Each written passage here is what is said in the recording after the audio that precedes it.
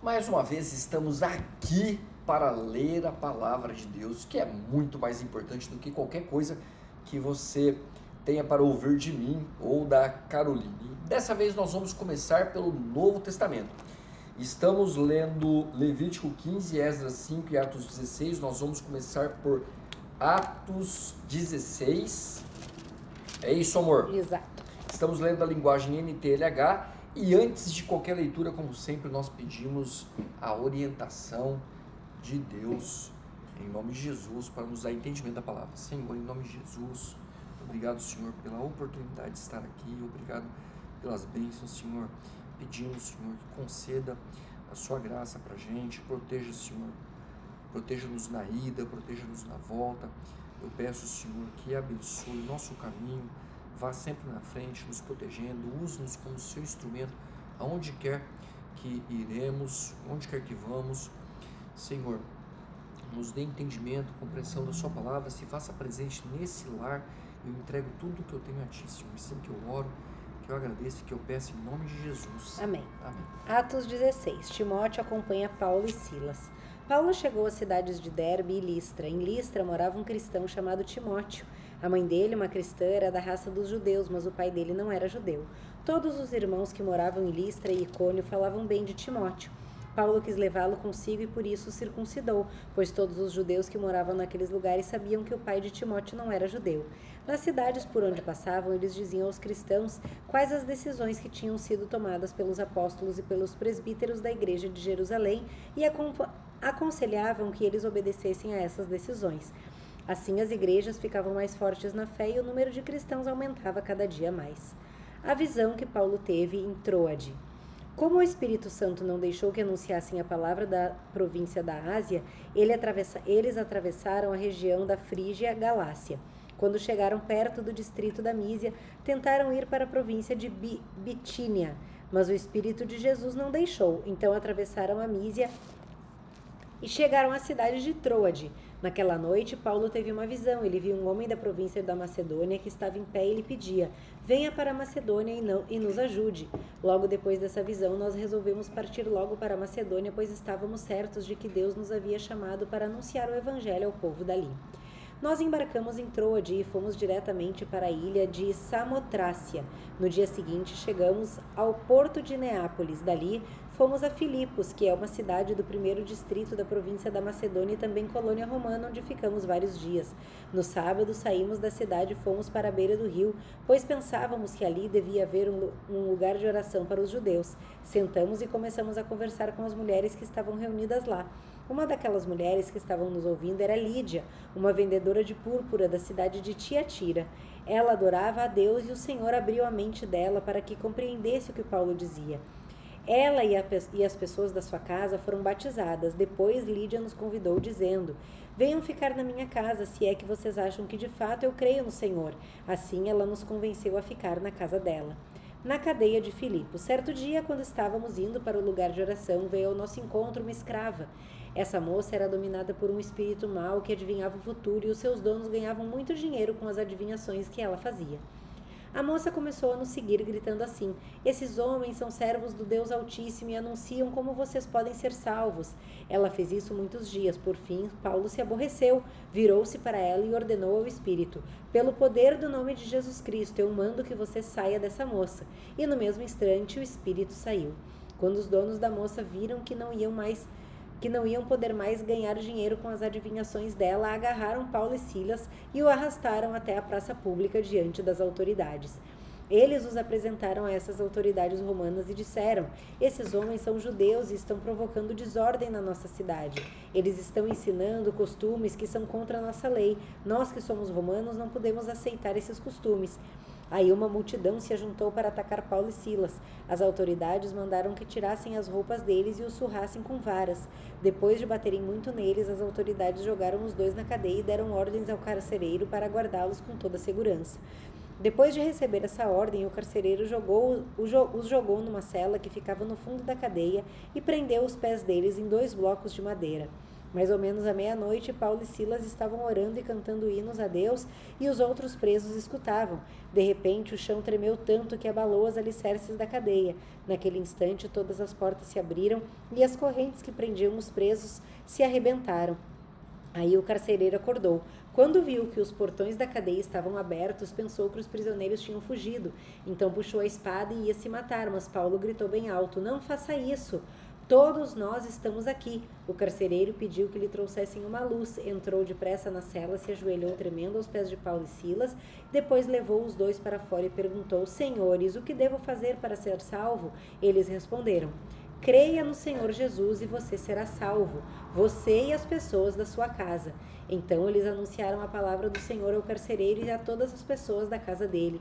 Naquela mesma hora da noite, o carcereiro começou a cuidar deles, lavando os ferimentos da surra que haviam levado. Logo depois, ele e todas as pessoas da sua casa foram batizadas. Em seguida, ele levou Paulo e Silas para sua casa e lhes deu comida. O carcereiro e as pessoas da sua casa ficaram cheios de alegria, porque agora criam em Deus. Quando amanheceu, as autoridades romanas mandaram alguns policiais com a seguinte ordem para o carcereiro: "Solte esses homens." Então o carcereiro disse a Paulo: "As autoridades mandaram soltá-los, podem ir embora." Mas Paulo disse aos policiais: "Eu e Silas somos cidadãos romanos e mesmo assim, sem termos sido julgados, fomos surrados em público e depois nos jogaram na cadeia. E agora querem nos mandar embora assim, em segredo? Isso não. Que as próprias autoridades romanas venham aqui e nos soltem." Os policiais foram contar às autoridades romanas o que Paulo tinha dito. Quando as autoridades souberam que Paulo e Silas eram cidadãos romanos, ficaram com medo e foram lhe pedir desculpas. Então os tiraram da prisão e pediram que fossem embora da cidade. Paulo e Silas saíram da cadeia e foram para a casa de Lídia. Ali encontraram-se com os irmãos, animaram a todos e depois foram embora. Esse capítulo ele é riquíssimo, ele é cheio de dados. Primeiro, Paulo circuncidou uma pessoa por qual motivo? Porque ele era judeu, mas não precisava mais circuncidar. Inclusive foi uma das discussões de Atos 15 que lemos ontem. Por quê? Porque se você traz esse peso para os novos judeus, e você fala para o cara que vai ter que cortar parte do Bilal, o cara fala: "Rapaz, abandona, não vou virar cristão não quero fazer esse trem não." Só que esse daqui Paulo circuncida, por quê? Porque ele era um cidadão judeu. E olha que legal, eles foram presos, apanharam, tomaram uma porrada, por quê? Por algo que vai te chocar, porque demônio existe, e muita gente não vai querer se livrar dos demônios. Tinha uma mulher que fazia previsões, porque ela era possuída por um demônio. E aí eu te pergunto, você conhece pessoas que prediz, que psicografam ou qualquer coisa do tipo? E aí o senhor fala assim: "Ah, isso é espírito, isso é do candomblé, oxalá, chatolô", sei lá como é que chama esse trem aí. Então a gente dá vários nomes para isso. A Bíblia diz que isso eram demônios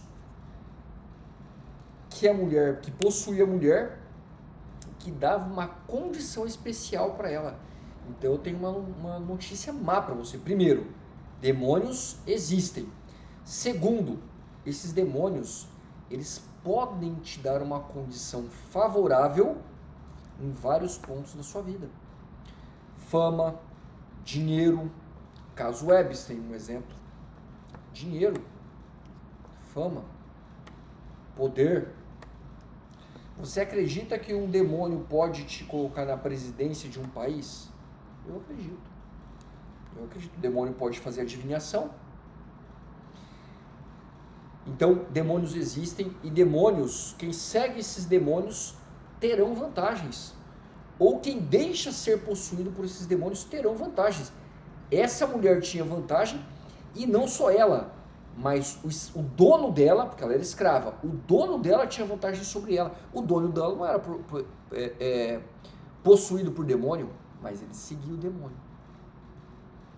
Então não necessariamente os que têm altos cargos serão possuídos, mas os cargos abaixo ou quem está próximo pode influenciar essa pessoa que tem um cargo de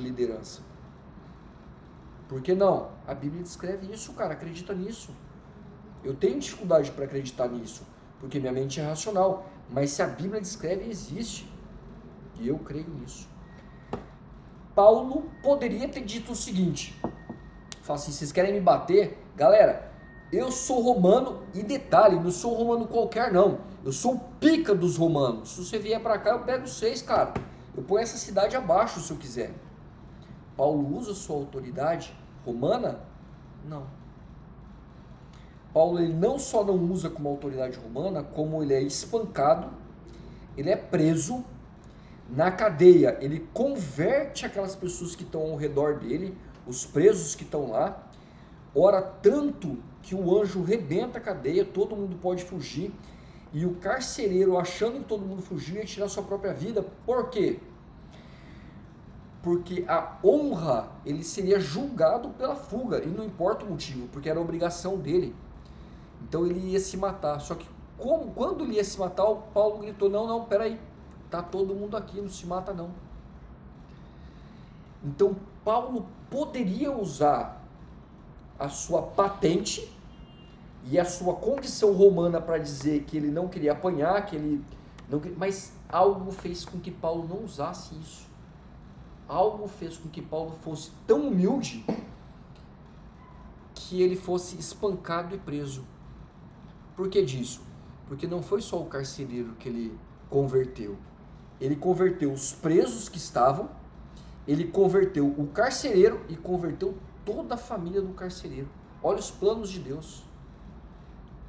O plano de Deus foi tal qual que Paulo apanhou, foi preso, prenderam o pé dele com um trem de madeira, ele orou, foi solto, salvou a vida do carcereiro, dos presos e da família do carcereiro. Aqui tem uma outra chamada muito interessante, que é o líder da casa. Quando o carcereiro foi convertido, diz que ele converteu toda a sua família, que por causa da fé dele, ele salvou toda a família dele. Em outras versões da Bíblia diz isso. Por quê? Porque o homem é o cabeça da casa. E uma família que não é dividida, o homem ele traz a família para si, traz a família para perto. Não tenha uma família dividida. Tenha uma família íntegra.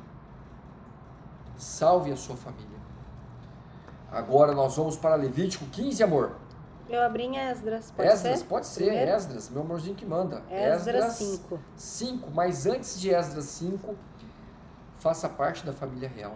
Fazer parte da família real é aceitar que você é filho do Rei dos Reis, do Senhor dos Senhores. E a gente, em família, a gente mandar a mensagem para quem ainda dorme. Ajude-nos a mandar a mensagem para quem ainda dorme. Venha junto conosco para aprendermos juntos. Esdras 5, a reconstrução do templo. O profeta e... isso aqui, ó. O que foi, minha paixãozinha? É que a reconstrução do templo era de ontem, que eu não li, tu leu no meu lugar, e aqui eu comecei como era, mas tira essa parte que não é. Esdras 5, vamos de novo. O profeta Ageu e o profeta Zacarias, filho de Ido, começaram a dar aos israelitas que estavam em Judá e em Jerusalém mensagens que haviam recebido do Deus de Israel, Zorobabel, filho de Salatiel, e Josué, filho de Josadá, que ouviram as mensagens. Então, começaram a reconstruir o templo de Jerusalém e os dois profetas os ajudavam. Quase ao mesmo tempo, Tatenai, o governador da província de Eufrates Oestes, e Setar-Bozenai e os seus companheiros foram a Jerusalém e perguntaram: quem deu ordem para vocês reconstruírem esse templo e consertarem essas muralhas? Eles também perguntaram os nomes dos homens que estavam ajudando a reconstruir o templo. Mas Deus estava protegendo os líderes israelitas e por isso os oficiais persas resolveram não fazer nada enquanto não escrevessem sobre ele aquele assunto ao rei Dário e recebessem uma resposta.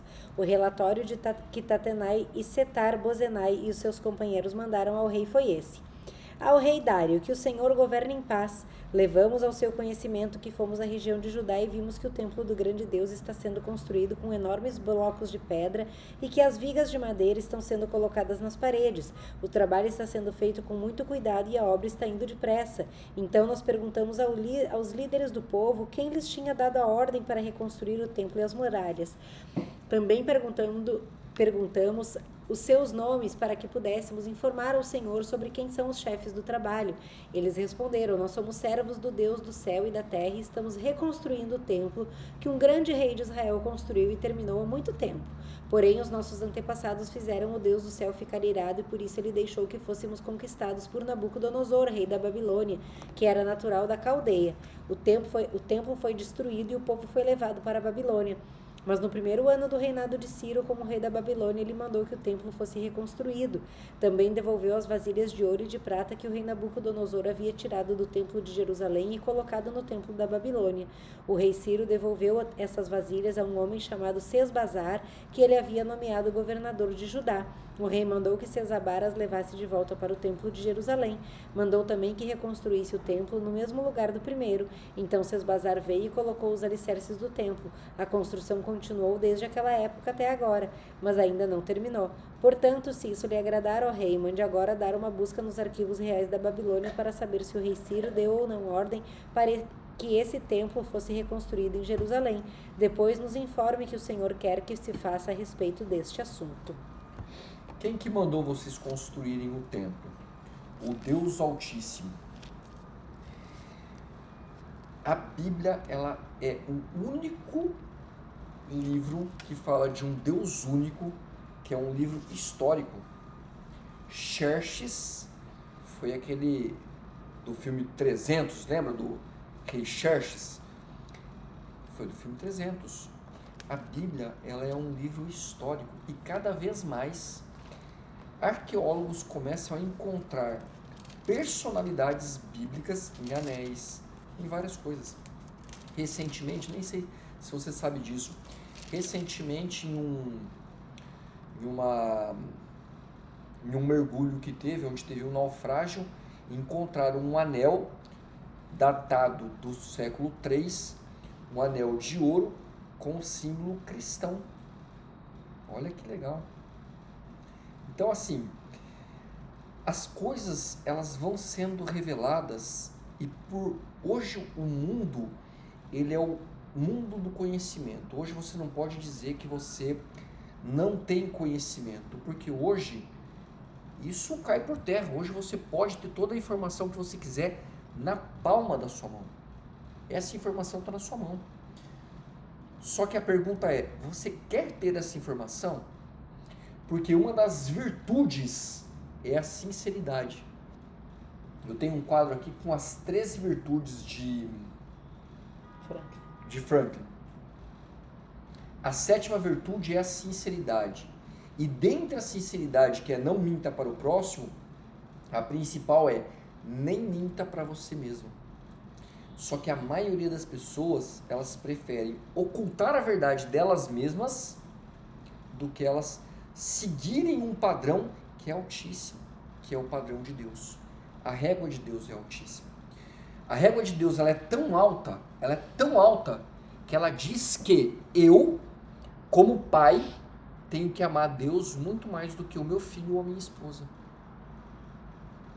Só que se eu entendo isso com o meu coração aberto e amar a Deus muito mais do que a minha esposa e meu filho, eu também entendo que Deus ama eles muito mais do que eu posso amar eles. O amor de Deus, ele é perfeito, é muito mais perfeito do que o meu. Isso é entrega. O que para um homem, tá? Que é nascido lá por volta de 1981. Quando eu nasci. Coincidência, né? Um homem, é difícil você entregar a sua vida para Deus. Porque a gente quer ter o controle, a gente quer dar segurança. Não tem maior controle do que você entregar a sua vida para Deus, entregar a sua família para Deus, seu filho para Deus. Porque Ele te ama, Ele vai amar a sua família, vai amar seu filho, vai amar sua esposa, muito mais do que eu posso amá-los. Muito mais. De uma forma muito mais perfeita, sem arrogância, sem medo, sem interesse secundário, sem nada.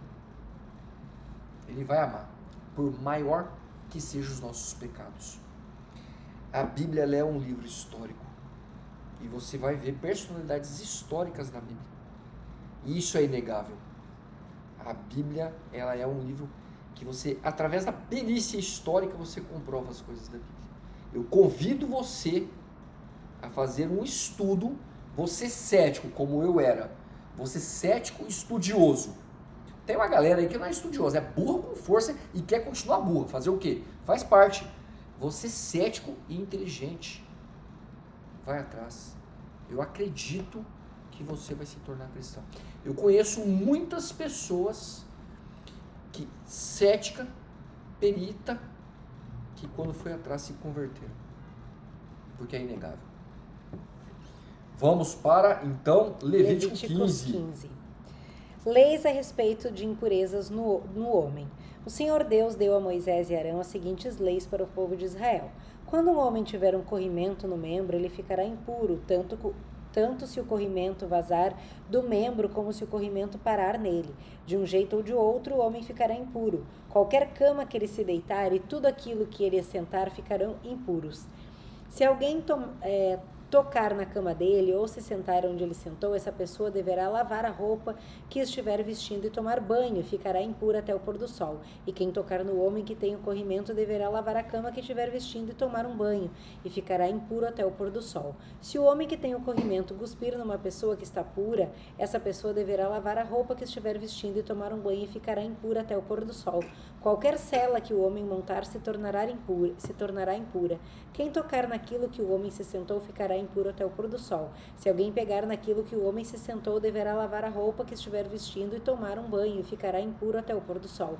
Se um homem que tem um corrimento tocar numa pessoa sem primeiro lavar as mãos, então aquela pessoa deverá lavar a roupa que estiver vestindo e tomar um banho, e ficará impura até o pôr do sol.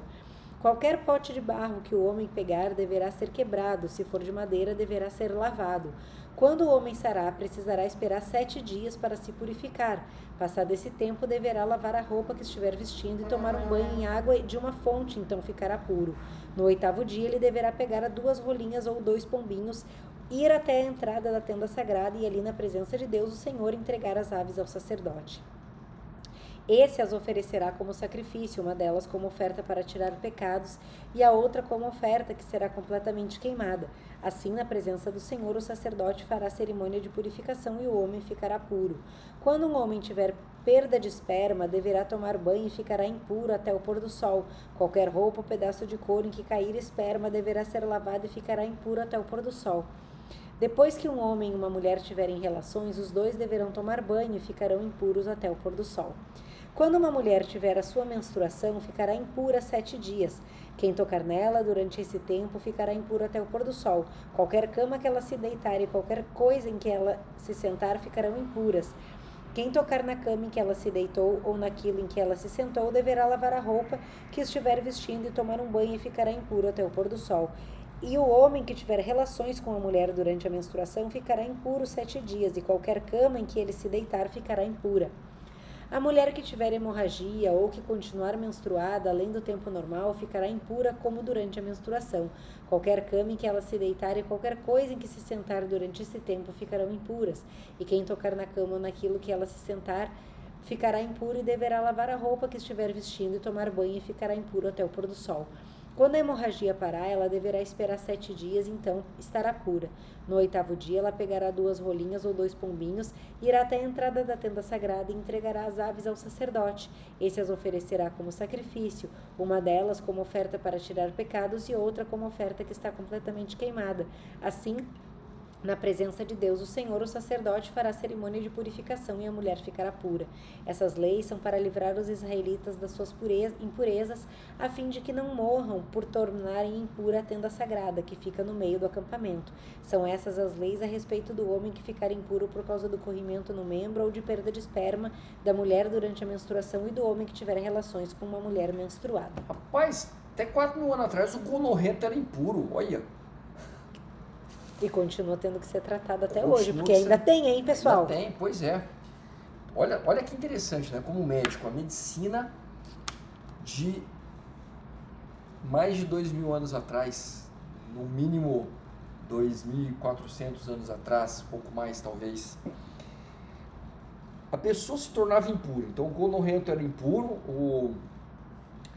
O cara que sonhou e vazou, ficou impuro. Teve relação sexual, tem que tomar banho, senão fica impuro. E a mulher que menstruou fica impura.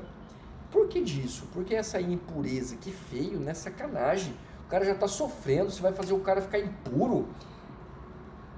Isso era para proteger a pessoa que estava com a baixa da imunidade e proteger o próximo. Olha que fantástico isso.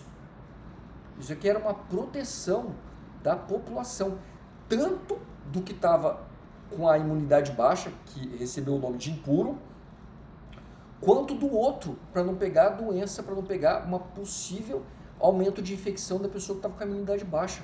Quer dizer, a Bíblia já previu isso.